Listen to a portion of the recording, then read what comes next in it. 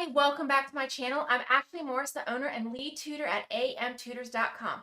And in this video, we're going to practice graphing lines in standard form by finding the intercepts. So in our last video, we talked about if we were at the x-intercept, which is on the x-axis, we let y equal 0. So plug in y equals 0 and see what you get. In the last video, I showed every single step. Now that we've done it before, we can kind of take a shortcut. A lot of teachers teach this cover-up method. We just cover up the y stuff. So we get 4x equals 12. If you plug in 0, you'll get 4x minus 0, which is just 4x. So if you get good at these and you've practiced a lot, you can just kind of cover up that 3y and pretend it's not even there. Then we divide both sides by 4 and we get x equals 3. So my x-intercept is 3. Let's go to my x-axis and go over 1, 2, 3, and then we're going to put a dot. All right, same idea, but for the y-intercept, where it crosses the y-axis, we've got x equals 0. So plug in 0 for x, but let's use our cover-up method. Cover up that 4x, and we're just left with negative 3y equals 12. Be careful, bring that negative with you. Divide by negative 3, and we get y equals negative 4. So my y-intercept, where I cross the y-axis, is at negative 4. 1, 2, 3, 4, all the way down here.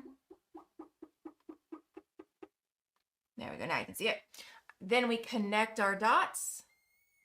Use a straight edge if you've got one. Make it dark enough that your teacher can see it. And then we're done. Alrighty, we're done with that last one. Let's try this one. We're going to use that cover-up method again. X-intercept, we know that y equals 0. So let's cover up that 2y. We've got 3x equals 6. When we divide by 3, we get that our x-intercept is 2. So come over to 2 on the x-axis and put a dot. And then for our y-intercept, we know that x equals 0. So cover up that 3x. I got positive 2y, which just ends up being 2y equals 6. Divide both sides by 2. I was getting ahead of myself. The answer is 3. Y equals 3. So go to our y-axis and go up 1, 2, 3, and put a dot right there. And then we are going to connect our dots. Arrows go on both sides. And we're done. We have graphed lines in standard form using the intercepts. This is really nice whenever everything is divisible and we don't get any decimals or fractions. If we're getting decimals and fractions, this isn't necessarily the best option because we can't get exactly like at 2.5 on our graph. We can get around 2.5. But it's a great way to graph when it works.